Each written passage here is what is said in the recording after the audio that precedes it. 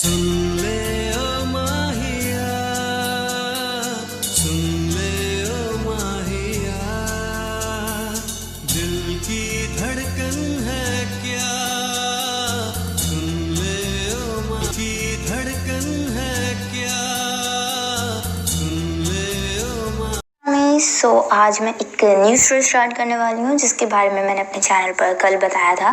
सो इस स्टोरी का नाम है योर माइन। सो जैसा कि मैंने ये बताया था कि ये एक लव ट्रायंगल स्टोरी है और इस स्टोरी काफ़ी ज़्यादा इंटरेस्टिंग होने वाली है क्योंकि सभी लोग बहुत टाइम से डिमांड कर रहे थे मैं वीमेन को स्टोरी बनाऊँ। सो आई होप आपको ये स्टोरी पसंद आएगी, तो कमेंट करके ज़रूर बताइएगा कि स्टोरी कैसी है ताकि मुझे पता चले कि आपको स्टोरी पसंद आ रही है। सो चले एपिसोड स्टार्ट करते हैं। सो फर्स्ट एपिसोड स्टार्ट होता है जहाँ हम एक रेस्टोरेंट से हम रेस्टोरेंट में जिमिन को बैठा हुआ देखता है जो कि अपने फ्रेंड में रखा हुआ सिर्फ जूस को देख रहा था। वो उसे पी नहीं रहा था, वो कुछ सोच रहा था। तभी जिमिन अपने हाथ की तरफ घड़ी में देखता है जहाँ जिमिन को देख के ऐसा लग रहा था कि वो किसी का वेट कर रहा है। तभी तेयोंग वहाँ आता है और कहता है कि हे लव, आई एम सॉरी मैं लेट हो गया। और वो जिमिन के फ्रेंड में बैठता है। इस पे जिमिन कुछ नहीं कहता। इस पे तेयोंग कहता है कि तुमने कुछ ऑर्डर किया। इस पर जिमिन कहता है कि तुम फिर से लेट हो, तुम हर बार ऐसा कैसे करते हो, तुम्हें मेरी फीलिंग्स की ज़रा सी भी कदर है या नहीं। इस पर तेयोंग कहता है कि इसमें कौन सी बड़ी बात है, 2 घंटे ही तो लेट हुआ हूँ। एक्चुअली वो क्या है ना, मेरी इंपॉर्टेंट मीटिंग थी, अभी भी बहुत मुश्किल से टाइम निकाल के आया हूँ।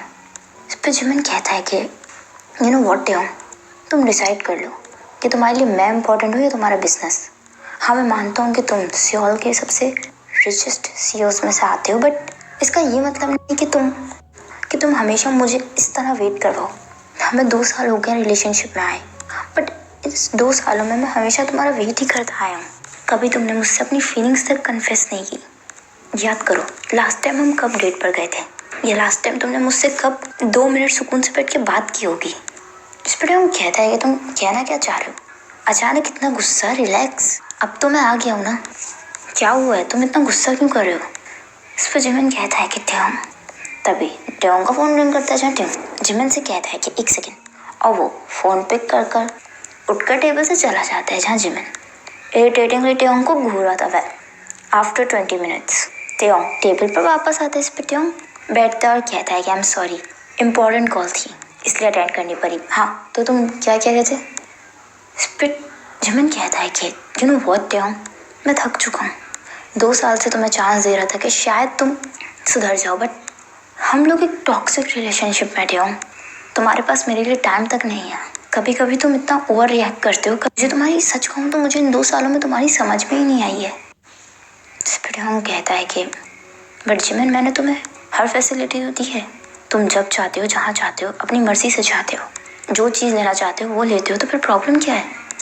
इस पर जिमिन कहता है कि तुम कहना क्या चाह रहे हो, क्या सिर्फ पैसों से सब कुछ हो सकता है।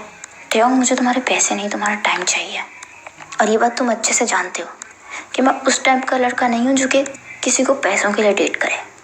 इस पर तेयोंग कहता है कि अच्छा सॉरी ना जिमिन, आगे से ख्याल रखूँगा, आगे से लेट नहीं करूँगा। इस पर जिमिन कहता है कि शायद फिर ऐसा कभी नहीं होगा।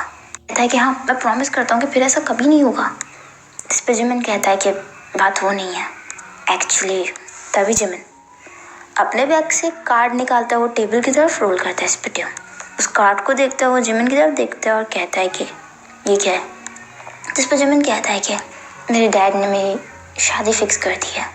जा तेयोंग ये बात सुनकर शॉकली जिमिन की तरफ देखता है। इस पर जिमिन कहता है कि हम लोग 2 साल से रिलेशनशिप में थे, बट सच कहूँ तो इन 2 सालों में सारी एफर्ट्स मैंने की हैं।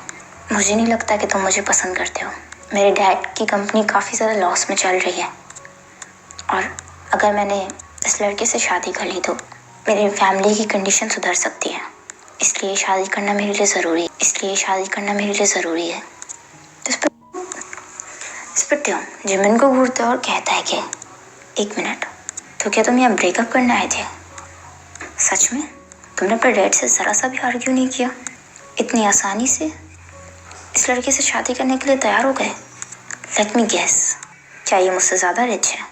इस पर जिमिन कहता है कि तेयोंग बात वो नहीं है, तुम खुद सोच के देखो 2 साल में हमारे बीच में ऐसा कुछ भी नहीं हुआ है जिसके बारे में मैं सोचूं।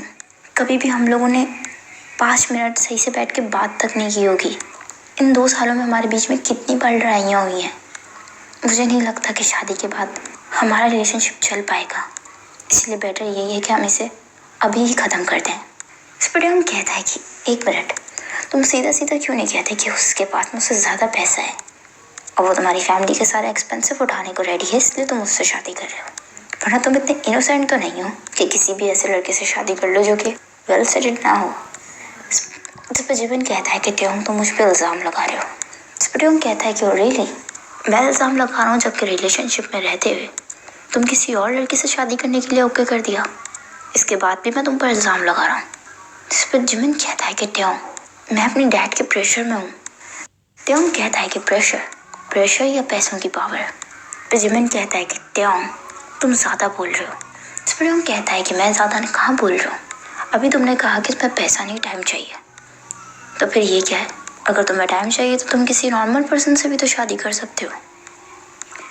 सच कहूँ जिमिन, तो तुम मेरे साथ सिर्फ पैसों के लिए थे।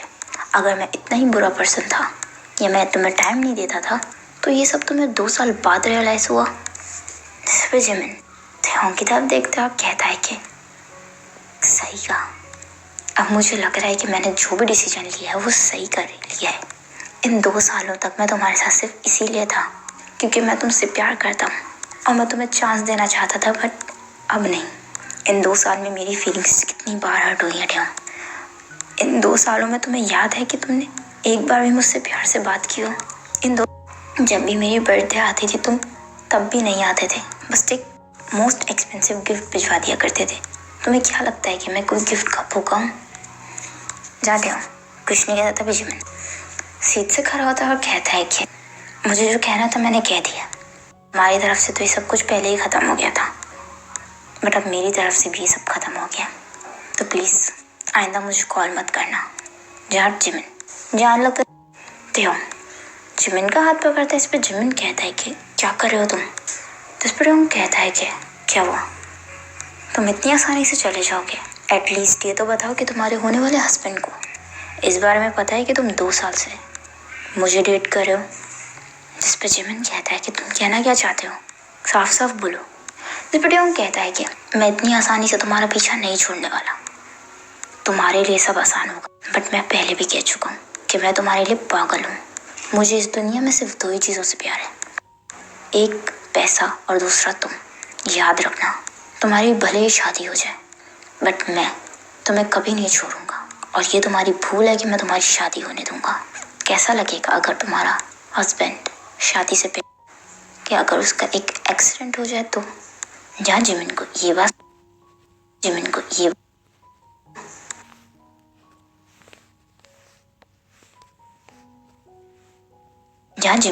बात सुनकर गुस्सा आता है। वो टेबल पर रखा पानी के ग्लास ट्योंग के फेस पे जोर से उछालता है। जहाँ ट्योंग जिमिन का हाथ छोड़ देता, वो शॉक्ड हो जाता था। भी जिमिन कहता है कि मैंने ऐसा एक्सपेक्ट नहीं किया था।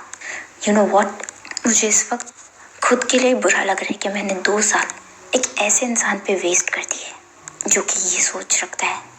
ट्योंग अगर तुमने मेरी लाइफ में इंटरफेयर करने की कोशिश भी की ना तो याद रखना अच्छा नहीं होगा। जा जिमिन ये बोलकर चला जाता है। और ट्योंग गुस्से में जिमिन को जाता हुआ देख रहा था। वेल, अब इसी तरह 2 महीने गुजर जाते हैं। हम 2 महीने बाद का सीन देखते हैं। हम जिमिन को रेडी होता है देखते हैं और यहाँ में पता चलता है कि आज जिमिन की शादी है। जहाँ तभी रूम में योनो आता है और कहता है कि हे तुम रेडी हो गए? वाह, तुम तो काफ़ी गॉर्जियस लग रहे हो। तभी जिमिन ट्रॉन होता है, वो योनो की तरफ देखता है और कहता है कि डैड कहाँ है? क्या वो आ गए? जिस पे योनो कहता है कि don't worry, mom and dad आ गए, वो लोग नीचे हॉल में। वैसे ये तो बताओ कि तुम्हारा होने वाला हस्बैंड कहाँ है? नज़र नहीं आ रहा। इस पर जिमिन कहता है कि पता नहीं, मुझे क्या पता। इस पर योनो कहता है कि ओह इतना रूड। वैसे मैं सरप्राइज हूँ कि तुम किसी लड़के को देखे बगैर उससे शादी कैसे कर रहे हो। इस पर जिमिन योनो की तरफ देखता है। इस पर योनो कहता है कि आई मीन 2 महीने से तुम लोगों की एंगेजमेंट फिक्स हुई हुई है और इन 2 महीने में तुमने उस लड़के को देखा तक नहीं है, उससे बात तक नहीं किया, तो और डायरेक्ट शादी, ये थोड़ा जल्दबाजी नहीं है? जिस पर जिमिन कहता है कि हाँ जल्दबाजी तो है, हम दोनों ही एक दूसरे के बारे में कुछ नहीं जानते, पर तुम जानते हो कि शादी हमारे पेरेंट्स की है और हमें अपनी फैमिलीज के लिए शादी करनी पड़ेगी। जिस पे उन्होंने कहता है, बट मैंने सुना है कि तुम्हारा हस्बैंड काफ़ी ज़्यादा रिच है, वो काफ़ी बड़ी फैमिली से बिलोंग करता है, राइट? जिस पे जिमिन कहता है कि हाँ। तभी यूनो नोटिस करता है कि जिमिन कुछ परेशान है इस पे। यूनो कहता है कि जिमिन क्या हुआ, आज तुम्हारी शादी है और तुम आज ही के दिन ऐसे अपसेट हो? ये दिन लाइफ में बार बार नहीं आता, तुम मुंह लटका के क्यों खड़े हुए हो? तुम्हें तो खुश होना चाहिए कि इतने अच्छे लड़के से तुम्हारी शादी हो रही है।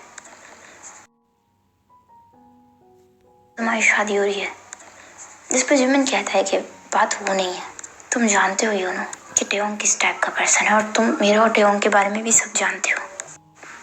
उसने मुझे लास्ट टाइम वार्न किया था कि अगर मैंने उसके अलावा किसी और से शादी की तो मेरी शादी नहीं होने देगा। मुझे बस यही डर है कि कोई प्रॉब्लम ना हो। अगर उसने सबको सब कुछ बता दिया तो प्रॉब्लम क्रिएट हो सकती है। तुम मेरी डैड की कंडीशन जानते हो। तभी यूनो जिमिन के शोल्डर्स होल्ड करता है और कहता है कि डोंट वरी, तुम अपना फेस सही करो, और सेकेंडली उस बात को 2 महीने गुजर चुके हैं। मुझे तो लगता है कि टेयोंग भी तुम्हें भूल गया होगा। उसके पास काम ही इतने थे।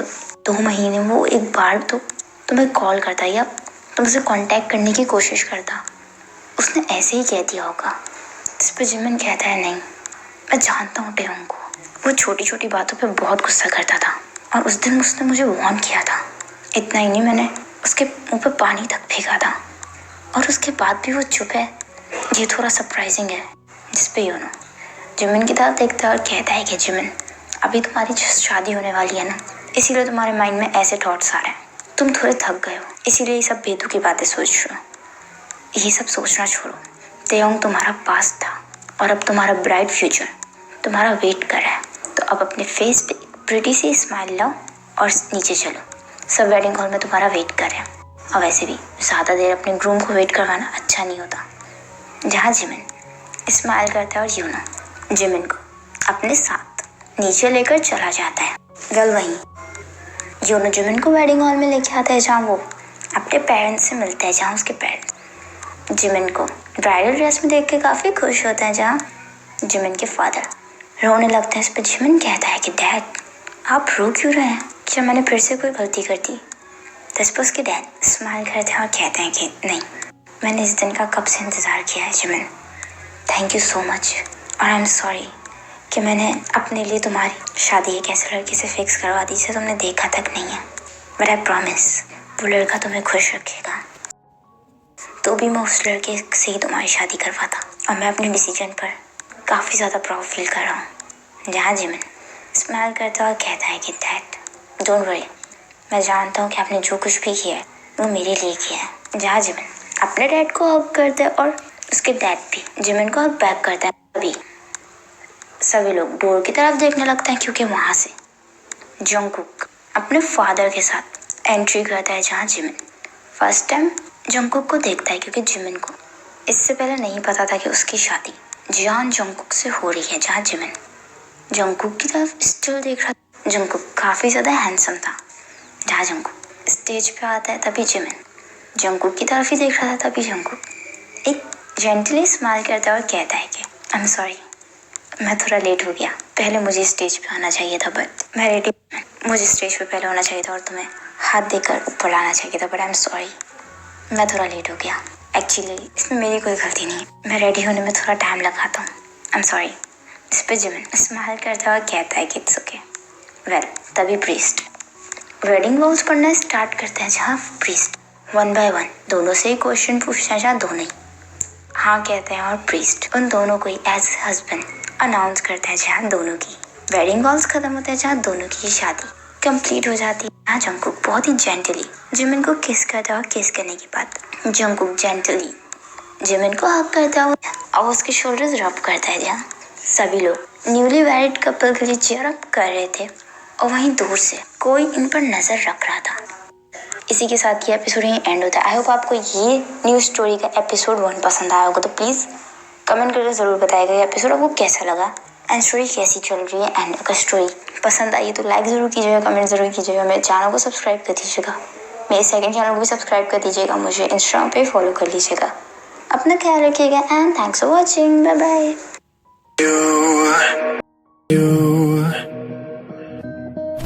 Getting high in the sunrise with you. Getting through all the bad times with you. I wasn't missing a thing, now I do. Jet planes in the night sky with you. Getting high in the sunrise with you.